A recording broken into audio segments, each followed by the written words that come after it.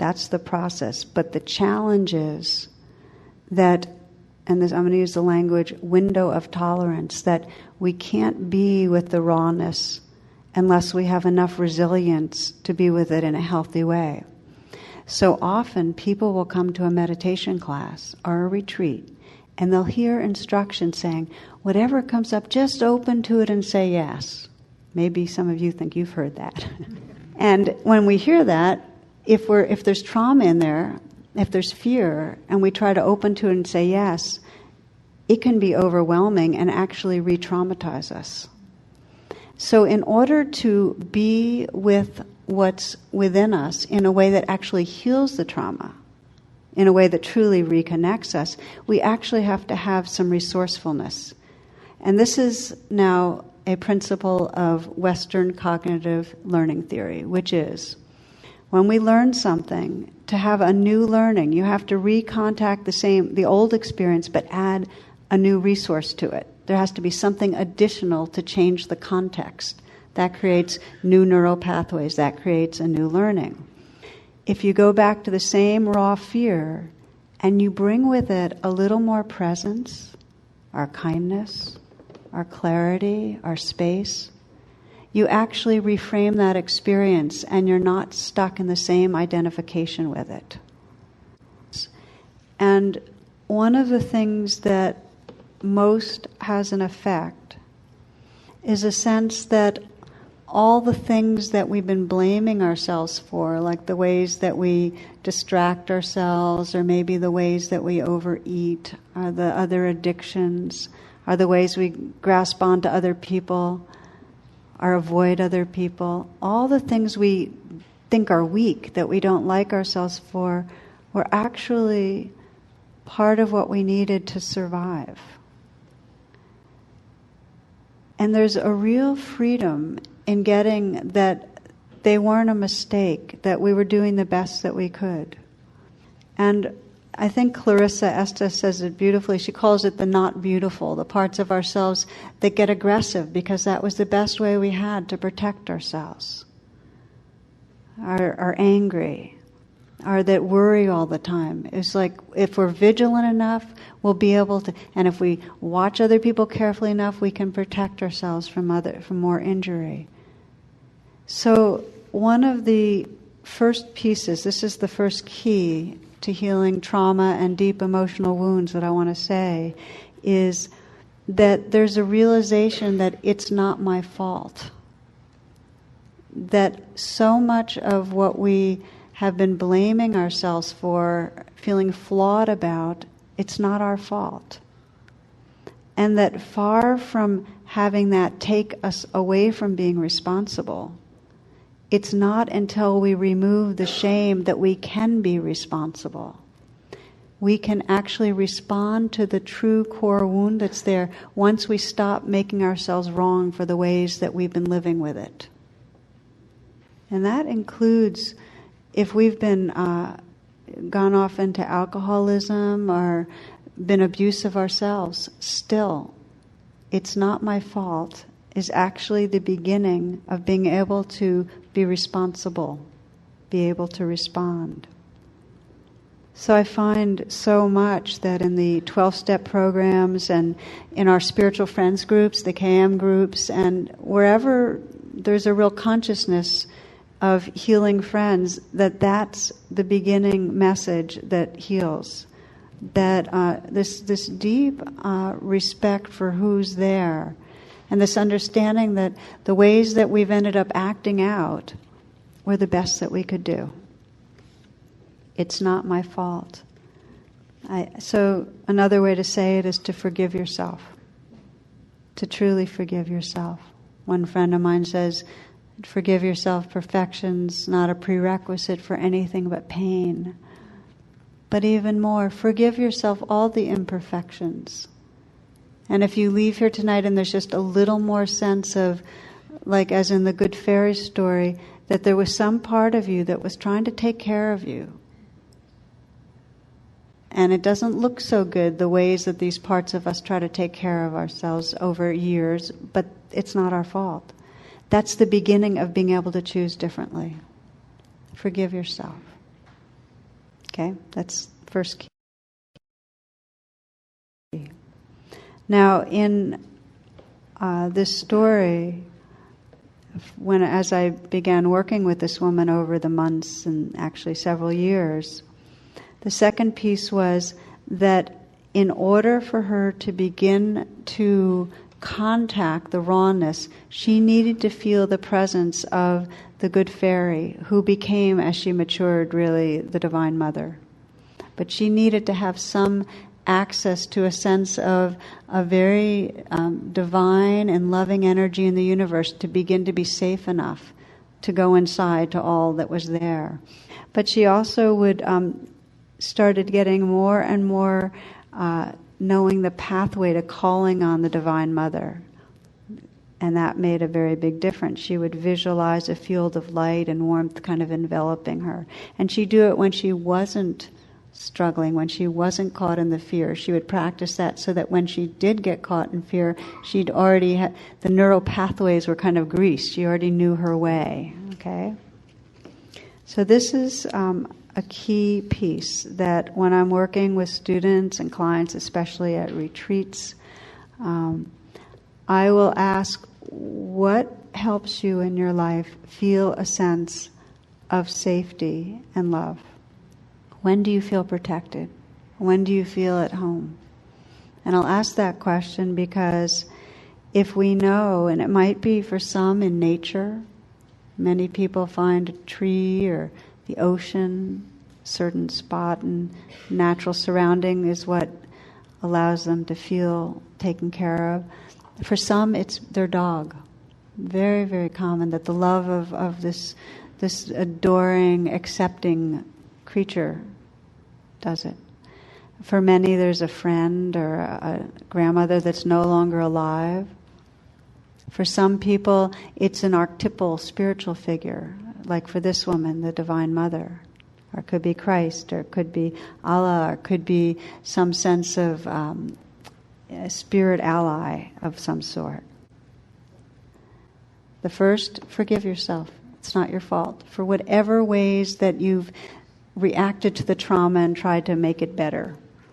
The second, find some pathway to love or to safety.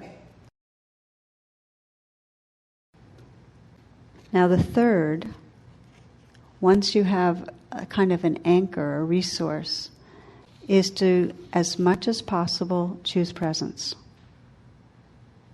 Choose to bring that anchor to what's going on right here in this body, in this heart. Now there are the anchors of love and safety in a big way, but there's also the very immediate anchors that we practice here, where we explore feeling your breath come in and out. That can sometimes be a way of stabilizing attention right here. Or when you're feeling a strong emotion, just breathe and feel the emotion at the same time. So once there's a resource, we begin to come into the body. Her moment of most realization and freedom happened when she wasn't with me. She was at home and a frightening memory came up. And as soon as it came up, she put her hand on her heart. She called on the Great Mother. She called on the Divine. But she stayed feeling the feelings in her body. So she was breathing. She was feeling the feelings. She was imagining the Divine Mother pouring energy into her. But she stayed. And this is the key. She absolutely surrendered and stayed with the fullness of the feeling, the rawness, the shattering, the cracking open, the heat, the intensity. She stayed. And she said that the more she stayed, the intensity of fear became the intensity of pure, loving presence. That her presence with that fear became intensified presence itself. And this is the blessing of presence. This is how presence heals. That when we fully open to what's actually happening in the moment, there's a shift in identity. Any resistance to what's happening in the moment, any dissociation, and we become the self that has to avoid something. Does that make sense? If you're pushing away, if you're fighting what's happening, if you're running a false refuge and trying to get away, you become the small self that has to avoid something that's too much to handle. And even if you dissociate, there's still anxiety because around the corner it can get you. It's only in the moments of total surrender, absolutely, as Rilke says, let everything happen to you, the beauty and the terror. Not controlling, but still remembering the love. She had to remember the love to be able to do that.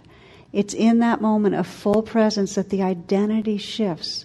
And you shift from the self that's the traumatized, victimized self, the wounded self, to the loving presence itself.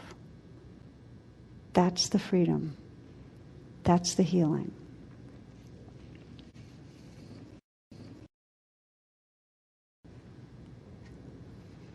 I love the poem that says, and I take every broken, wounded place and go, holy, holy, holy. That we touch every part of ourselves that we've been pushing away with that spirit of tender presence. Holy, holy, holy. Now the metaphor here for these three keys that I've mentioned, forgive yourself. Just forgive yourself. Put down that armoring of the heart. Call on love. Turn to love and then fully be with what's here. The metaphor that for me is most helpful is of an ocean and waves. That if we're fighting the waves, if we're avoiding the waves, if we're judging the waves, we're still going to feel contracted and not okay.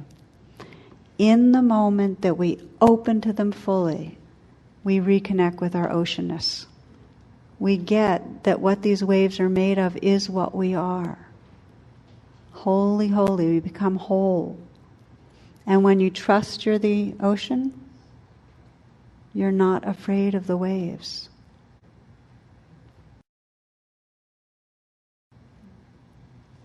Okay, just to finish up on the fairy story, for this woman, after that one experience, which really was one of, I think, of a soul retrieval, that she shifted from fighting the rawness to actually recognizing that loving presence is what I am. That really was the more true identity, more truth of what she was than any small idea of herself. That realization didn't go away, but she had many, many rounds of feeling great surges of fear and shame and anger and reactivity that continued and still continues. This does not make the waves go away, but her relationship to the waves was irreversibly shifted. Something in her knew that it was terribly unpleasant, but if she could call on love and stay, if she could keep forgiving herself when the old blame came in, and if she could really surrender and stay, she'd come home again. Something in her knew. Even when she felt wretched, something in her knew. And that is the gift of this path we're on. It's not that we move through life and it's all easy, or that we are in a permanent state of happiness and joy. But it's that our way of relating to the waves shifts. And something deep in us realizes that what we are cannot be identified as any set of waves. Even when it feels terrible, something intuits the wholeness that's behind the scenes, the presence, the awakeness is our home. Something in us remembers that there's love even if we don't feel it in the moment.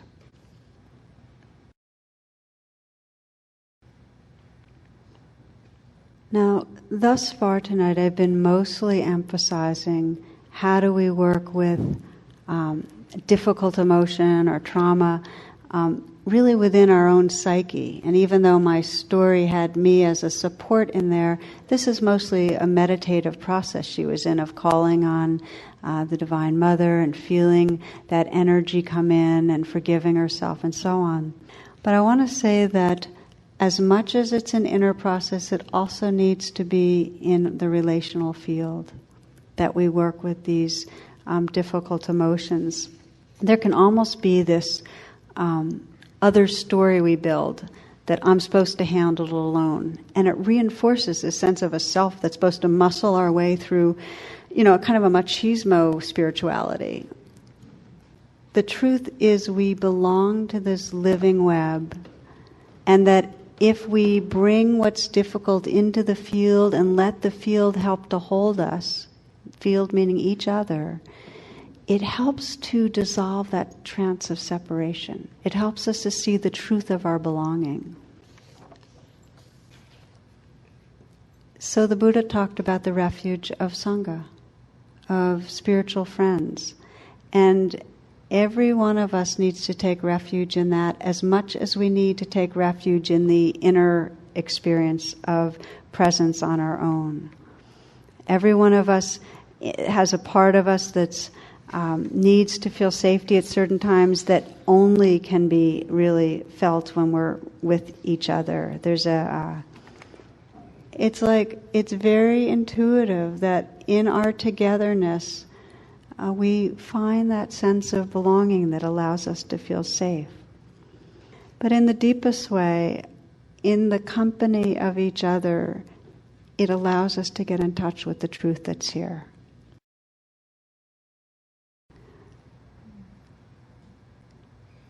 It is absolutely essential on the path of liberation to pay attention in our relationships and find the love that holds us in our relationships.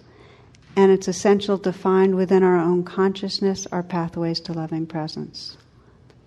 The 3 keys that when we get really caught can free us. This first one of getting it. It's not my fault. Unless we can forgive ourselves, we can't go on any further.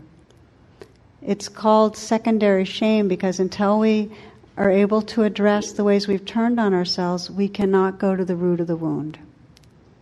The second, taking the time when we're not feeling reactive to sense the real source for us of loving. Where do we find loving?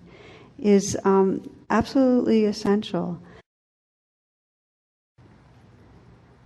Now I share that because our way of finding ourselves home in love begins often with a person or a figure or someone that we love and has died, has gone, has left us. We can start with that love and find that what we're really loving can't be lost. That there is a timeless presence, a timeless love that can never be taken. It's right here. And this is really perhaps the core teaching of the Buddha, that what we long for and what we need, what will heal us is right here. In the moments that we forgive ourselves, in the moments that we turn towards love, and in the moments that we bring our attention to the life of the moment. So give yourself the gift of pausing, no matter where your mind has been, just letting go of the past, letting go of the future, and just letting go into what's right here.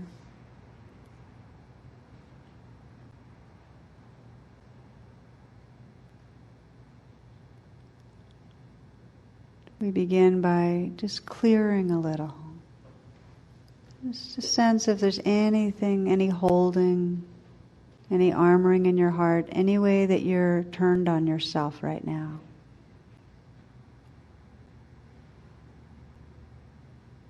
Any slight judgment, any deep resentment, any blame. And let your intention be to forgive. The beginning of self-forgiveness, of acceptance, is the intention. The intention to include ourselves in our own heart. So just feel that kind of softening that can come when you have that as your intention. to go beyond that sense of fault, to look at yourself through the eyes of a loving and wise friend. Perhaps say forgiven to anything that might feel left out, pushed away.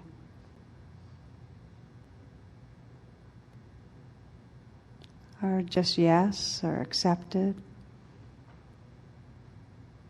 As Sri Nisargadatta says, just to make love of yourself perfect, love of this life, this moment perfect.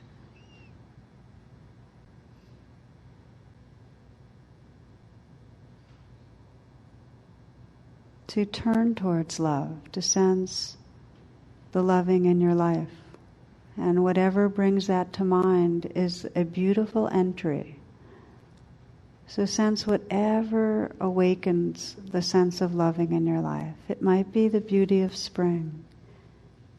It might be a dog, a child, someone no longer alive, a friend, someone you don't know, who in your mind is a loving spiritual being, an archetypal figure like the Divine Mother.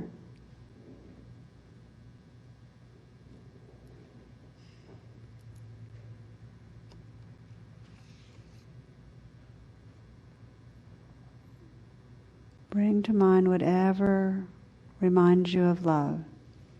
And sense that loving energy surrounding you. If you'd like to put your hand on your heart, you can imagine and sense love just pouring in. And let yourself receive a bit.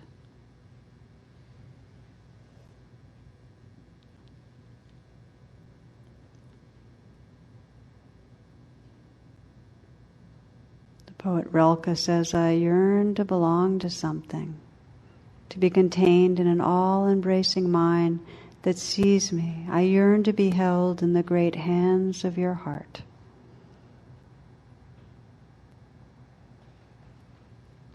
Forgiving ourselves, letting ourselves be bathed in love, surrounded by love. And then feeling that tenderness, that openness. And for the last few moments here, being with whatever wants attention in your body, in your heart, in your life.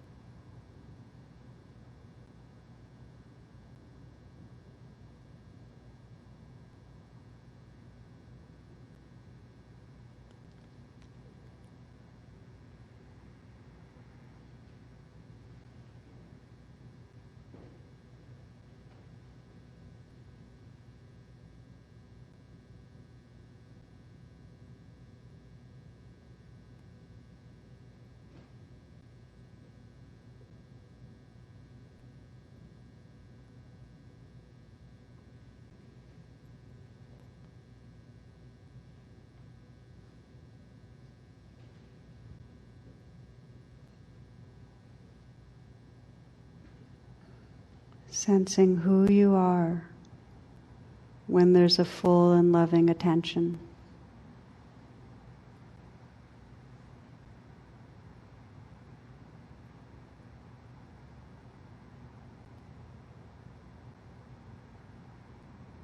Sensing the wakeful openness and tenderness that's home.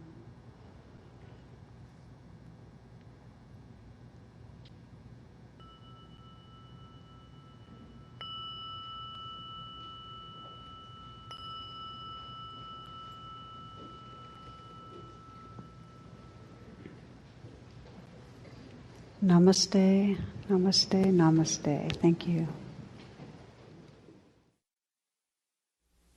The teaching you have received has been freely offered. If you would like to contact the Insight Meditation Community of Washington to make a donation or to learn more about our programs, please visit our website at www.imcw.org.